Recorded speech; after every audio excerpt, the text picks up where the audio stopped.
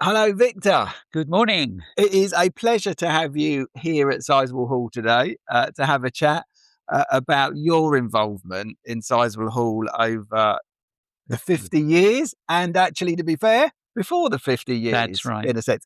So before we kind of get sort of down into the detail around, the vision and all that you've seen, as you drove in this morning to come here to do this interview, what were the thoughts going through your mind when you come back to this place? I think an overwhelming sense of gratitude at God's faithfulness over so many years, and also just to see Sizewell still flourishing after 50 years. And so I just felt really grateful to God as I drove in again this morning. Because you must have driven through those gates hundreds, if not thousands of times, Yes. I imagine. Every Monday we came down. Every Monday. Well, we came down Sunday night, and then we spent Monday here. So we had time with the managers, and then we'd walk to Thorpe Ness, and then we'd come back. Yeah. So I don't know how many times we've driven this way. Have you seen it change over that time? The hall? Yeah, the hall and the entrance and the drive. Yes, there have been some changes. I mean, you probably noticed there are 2 lions on the tops of the gates. Somebody stole those, so we had to replace them. And somebody stole a beautiful statue in front of the hall of Hercules throwing the discus. And I think it was in brass or bronze. And I was so sorry to see that go. And of course, the grounds were all overgrown. They were a complete mess. And where the car park was all greenhouses. Oh, wow. Yeah. Right. Okay. All collapsed. Yeah, all collapsed. Yeah. And so we had to dig a hole to put the glass in, deep hole. And then we burnt the timbers. So that was all completely clear. There were trees down everywhere. But there were so many volunteers who came to help us in the early days. Yeah. Wonderful. And sometimes there would be 60 here on a Saturday. Some working in the house, some working in the grounds. Yeah. And there'd be ladies here making curtains and pillowcases and cleaning. And every fireplace in the bedrooms had ashes in, so they all had to be cleared out. And then we had farmers come with tractors and trailers and chainsaws. And it was a huge buzz on Saturday. Wow. I didn't realise the hall was in quite that sort of derelict state, I guess, when you started. Well, there'd been nobody living here for 13 years. Wow. Yeah. Very overgrown. Last week, Victor, I was here at the hall capturing a bit of video for social media. One of the questions I asked people was, what is their favourite place in the hall? And I wonder whether in all of the grounds and all of the hall, do you have a favourite place, a room or a place? Yes, I think my favourite place would be the conference room, because I have so many memories in that room of people coming to faith in Jesus. And also I love that room because if you're up early enough, you've got this lovely panoramic view of the sea and the sun rising. Yeah. It's really beautiful. It is. There is nothing better than being able to sit and on a day like today, yes, and being able to look out and see the sea. It's really special, isn't it? Yeah, I love it. So that's my favourite room because I just have so many memories of people coming to faith. An amazing place where God's spoken. So going back, so it's a long time. What was the original vision for a place like Sizewell Hall, I guess? And how did the hall come about? And what was your ministry at the time that thought you wanted to see a residential and a conference centre for local Christians? Yeah, that's an interesting question. I think it all started with the fact that we had a big marquee and we were working in towns all over Suffolk. And we often had 400 or 500 children a night and 300 teenagers. And we saw a lot of people across Suffolk coming to faith in Jesus. And so we used to take schools. We used Culford School, and we'd have 200 teenagers for a week in Culford School. And we used St. Felix School, Southwold, and Hengrave Hall. And we could only use those places during the holidays. Yeah. And so one day when I was walking through the fields, God just put it into my heart, we need a conference centre in Suffolk. And that's where it all started. I had prayer trails from my home in Drinkston, and I was on one of these prayer trails, and it was just so clear. God spoke into my heart and said, this is what we need. We started to look at different places in Suffolk because I put my name on 10 different land agents' books, told them what we wanted, and we looked at these places, but none of them were suitable. So I remember the tent missions. I went as a kid. Did you really? I did. Where? I remember this was in Cable St Mary, so a long time ago. But I remember you and tent missions. I guess probably, but they were after the hall in a sense. But I do remember some of that stuff happening. Right. But so how did the hall come about? So clearly the ministry that you were doing at the time, you thought, and I guess seeing the events that you did in Colford School and how encouraging and blessed they were to people and seeing God at work. How did here come about then at Sizewell? Well, it all started with a lady who came and she wanted to paint the hall. Right. So she asked permission and got talking to the caretaker, because there was a caretaker here keeping vandals away because it was empty for 13 years. Yeah. And she discovered it was empty and available to rent. And so she phoned us up, and so I contacted Mr. Ogilvie. Yep. And he gave permission right away. He didn't ask for any bank references. He didn't ask for any other kind of personal references, because I used to go to school in Leiston. Okay, so you had... and I was often up on the platform, getting prizes and awards, shaking hands with Mr. Ogilvie. Okay, so you knew him. He was the local landlord, right. I guess, Absolutely. around here. Yeah. And so it all started with the lady finding that it was empty. So I applied to Mr. Ogilvie, and he gave permission. And so it took off from that point. And did you ever, like when you spoke earlier about, the fireplaces, ash was still in the fireplaces, the greenhouses, was there a time early on that you thought, what have we done? Have we taken on too much here? Or did you ever have that thought? Not at all. At all? Never crossed my mind that we've bitten off more than we can chew. Not at all. I think other people thought that. Yeah. But I didn't personally. I was so convinced this is what God wanted us to do. Yeah. And as we progressed, every month gifts came in to cover the huge costs that we were facing. I mean, the place had to be rewired, replumbed. And one of the big challenges was the fire authorities. Yeah. Everywhere was ripped up to put all the wiring in for quite a sophisticated fire precaution system. And so there was a massive amount to do, a huge amount of money to be found every month. But it kept coming in every month. Wow. As if God was saying, you're on the right pathway. Yeah. God was ahead of you in doing it. Yes. And did that come from local churches, from individuals? How did that sort of fundraising come about? I would say 40% came from trusts. Okay. And 60% came from individuals. Yeah.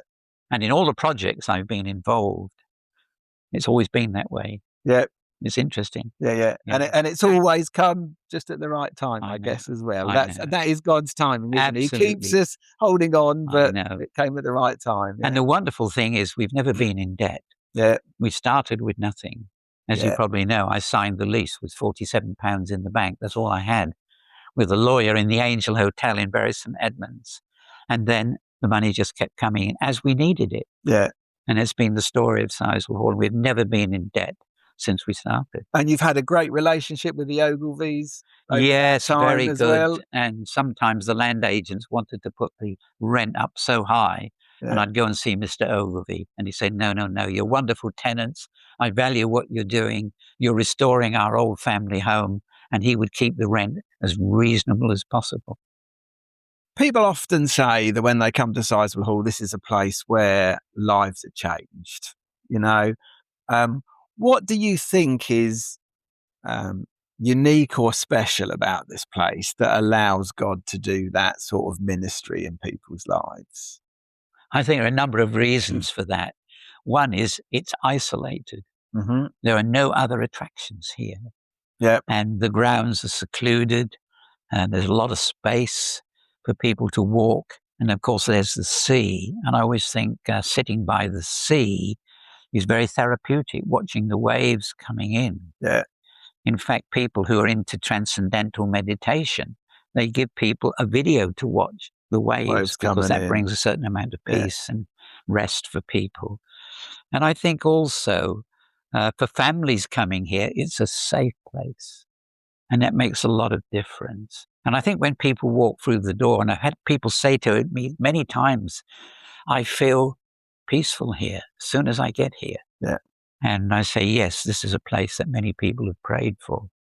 And the walls are soaked with people's prayers and the sound of people singing. Yeah. And so I think putting all those things together is a wonderful place to come for rest, spiritual refreshment.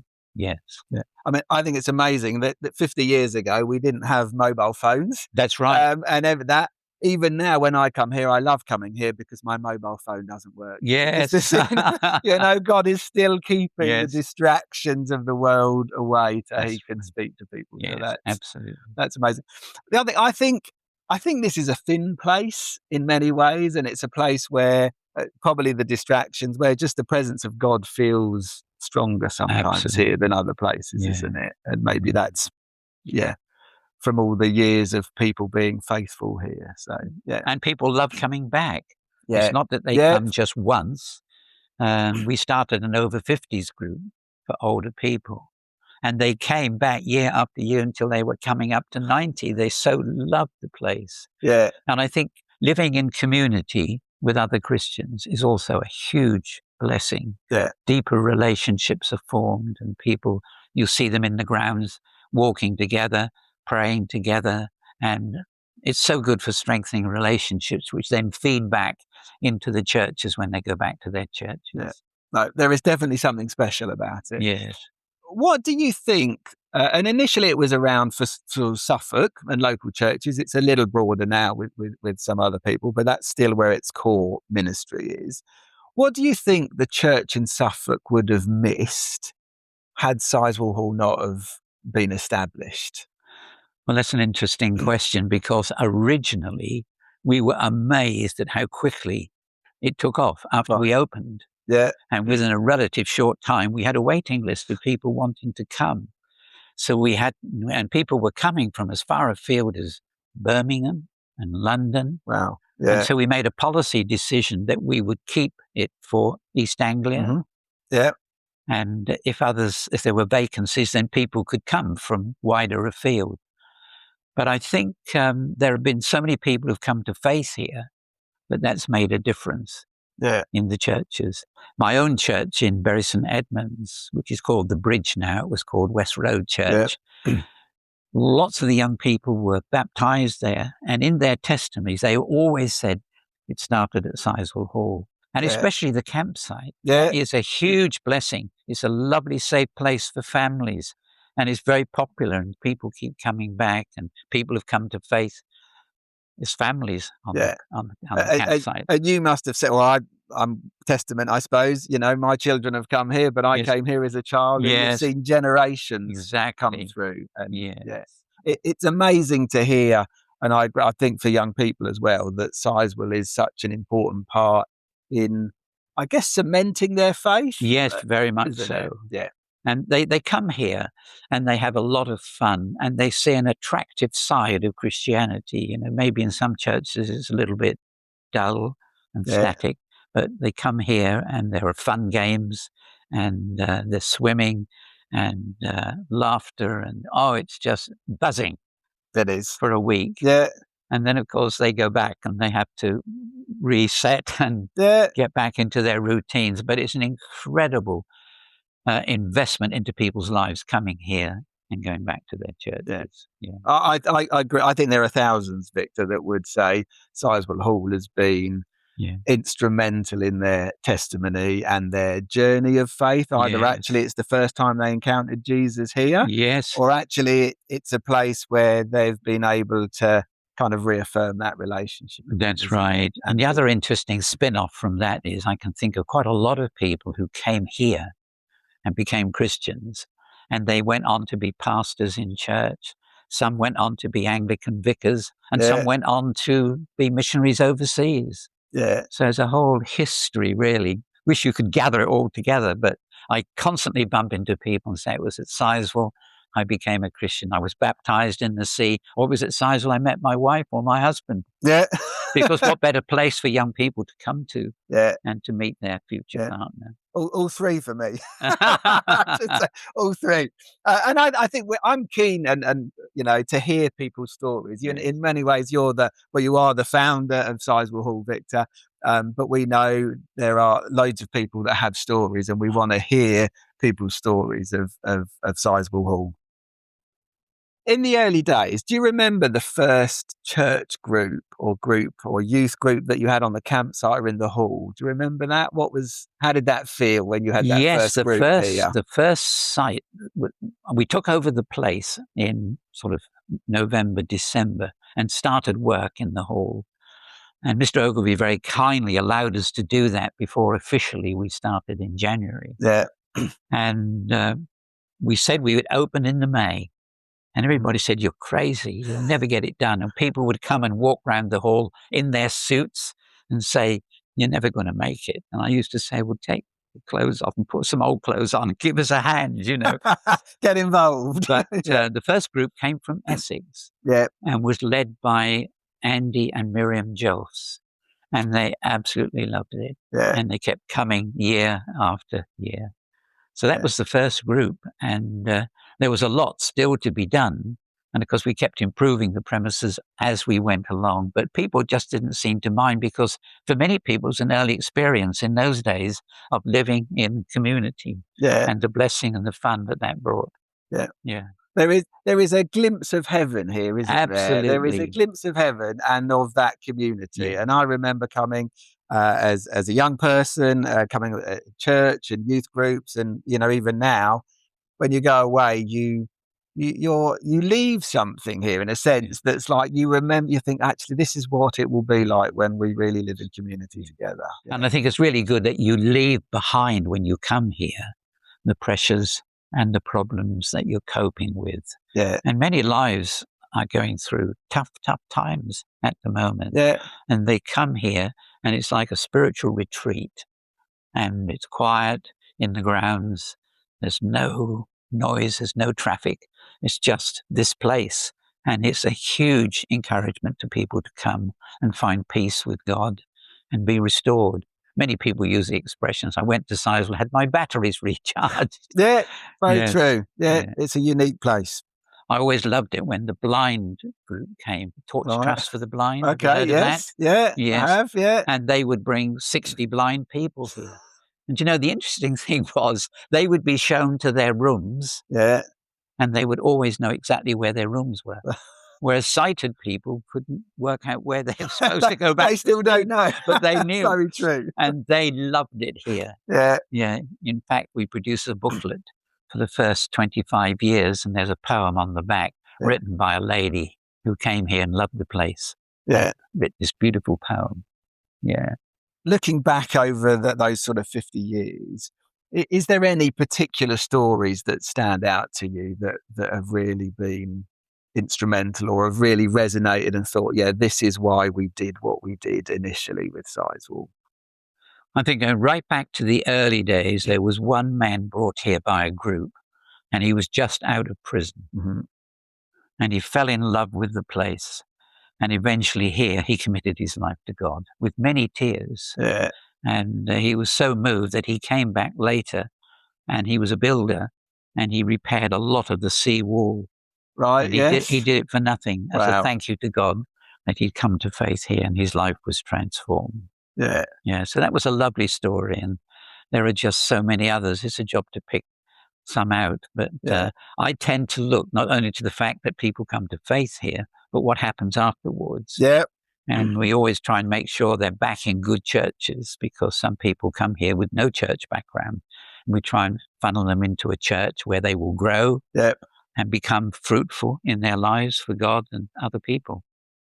What brings you, when you look back now, and as you came in here today, and there will be a youth group that come in here in the next sort of 4 hours, this will be buzzing with young people.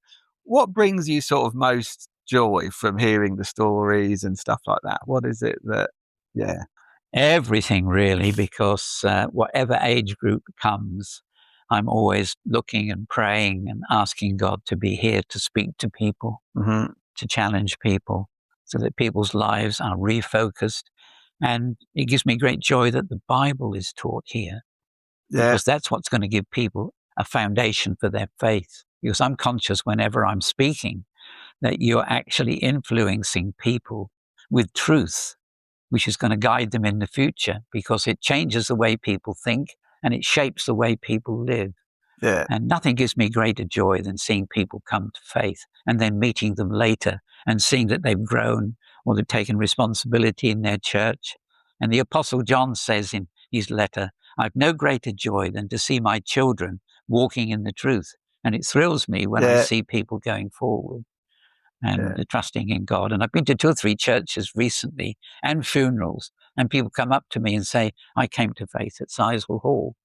Or I met my husband at Sizewell Hall. And all of that just makes it so rewarding. It is. It in many ways, it's what happens when people go out of the door having been here that really changes. And it's great that's what brings you the joy, is seeing them go on in their faith and ministry. What's most surprised you over the ministry of Sizewell Hall? That's difficult to answer because, in a sense, I always anticipated that people would come here and would be especially blessed and encouraged. Yeah. I think also what surprised me was we had a lot of help from local firms. Mm-hmm. My father farmed at Rendham Hall, which is not too far from here, and was very well known and respected in the area. He was a founder member of Otley College, for example. Mm-hmm. So when we went to different building firms and electrical firms, they gave us really good prices. That surprised us. And then I'd had a mission in Lowestoft, and there was a building firm there, and they sent men here for 2 or 3 days during the week, and I couldn't get a bill out of them. And they were a wonderful blessing to this place. They did a lot of work for us. And there was a furniture firm in Ipswich, and they provided a lot of carpets, some free of charge, and the main carpets at cost price. That sort of thing surprised me. But the way the work took off so quickly, and the way in which God's hand of blessing just seemed to be on it right from the word go. And I think it's still the same today. Yeah. And I'm tremendously grateful, and I'm sure thousands of people are, Victor, that you had that vision, you stuck with it, and that Sizewell Hall is still here, 50 years on, and we want it to be here for another 50 years. We want it to be for the next generation. I would like to put on record the wonderful managers we've had here over the years. That has been a huge blessing. And the wonderful team in the background who've always supported the work. And it's just been a wonderful experience of teamwork. It is. And I think, that's across, the managers, trustees, the staff that come in, the local churches in those early days that have come and done, building work, all of that. So this is owned by Christians in Suffolk, isn't it, this place? And that's where we want it to be. I know. Moving forward. I think people almost feel it's their second home. I know when we have our men's group here, which is always special. It used to be fully booked, but we don't get so many men these days. But if we have an offering, those men really give.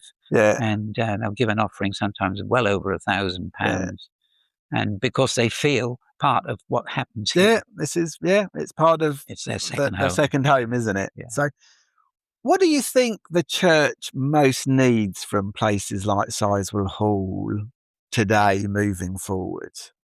I think most church leaders would admit that people within their congregations are living under huge pressures and coping with all sorts of problems that I didn't have to cope with when I was growing up, and probably you as well.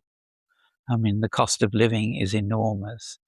And it's just to be able to come here and have a sigh of relief, I can be at peace, I can rest here, and I can rediscover my faith, have my faith strengthened, and all those kind of things that help people to go back with a positive attitude to life and with their faith renewed and just willing to start again. So they come here and leave, and I think their spiritual pace is quickened, keen to serve God and keen to serve in their churches.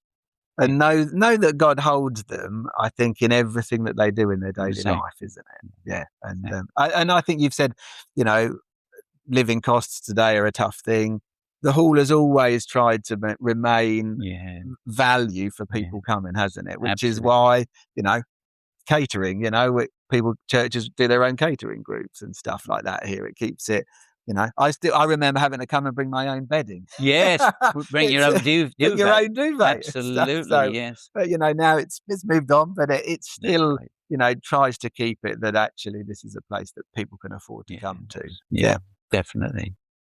What's Sizewell Hall meant to you personally, I guess? And you were heavily involved in it early on, and probably right up until about, I think, 2010, you were still, hugely involved, and have continued to support it and be involved since. But what does it meant to you personally, Victor? I think personally it's meant if you take a step of faith and you're convinced God is in it, it's just huge faith building, because you see God at work in ways that you wouldn't normally, because you have to depend upon God, as we did here, literally for every penny. We had no idea where it was coming from. So it was a great strengthening of my own faith to see God work in such special and sometimes almost miraculous ways. It's meant a lot to me because my own 3 boys, have become Christians, and they absolutely loved it. And I loved baptizing my oldest son here in the water. Yeah. And that was a huge joy. That was a great blessing. And just been so encouraged to see how God touches the lives of other people. The whole thing has been a huge blessing from start to finish. Yeah. Thank you. And the last question to finish. If the walls could talk here in Sizewell Hall, what do you think they would say? I think they would say they're very special people who come here. Yeah. And they would probably say the walls are just ringing and echoing with all the singing and music that takes place here, the worship in the conference room. That would speak volumes. And just that the whole place is such an encouragement to people. Yeah, I'd love to know what the walls would speak. What would they say? Yeah. And I guess your vision for how do you hope to see Sizewell in 50 years, in another 50 years' time, when we will be celebrating maybe 100 years? Yeah. Well, I think it's wonderful now that Sizewell has the opportunity to buy it, because it means from here on it's much easier to control the rent. The rent and the charges that were given to people coming to hire the place were dependent on what we were paying in the rent. Yeah. And as we know, it's been creeping up to almost an impossible level. And so now that we have the opportunity to buy it, I think that's going to make a huge difference, because then we can keep the rent at a reasonable price. And I'd love to think the place continues to be a huge blessing to the churches in the area and to individuals. There will be changes. Society is always changing. They tell us that culture changes every 5 years. So who knows what the need will be. But I'm convinced there's always going to be a need for people to step back from their busy lives, to come to a place like this, to be strengthened, to be encouraged, to come to faith, and all that means. Yeah, we live in a world that is so distracts us all the time. Yes. And I think coming here just removes some of those distractions. That's right. And allows God to speak to people, comfort people, heal people. That's right. And it's a very special place. And personally, thank you, Victor, for doing this interview, but more importantly, for your vision and your faithfulness to God to see it through. Because countless lives will have been changed, and they will all have stories. And I would love to sit with many people and have chats like you about the impact that Sizewell Hall has had on their faith. I'd just like to add in the words of Jesus when he said, "Come apart with me by yourselves to a quiet place and get some rest." And he needed that himself. And he would often step back and talk to his Father. Yeah. And if there's anything that churches need today and individuals, is to step back, to be with Jesus in a quiet place, which is what Sizewell is, and get some rest. Thank you.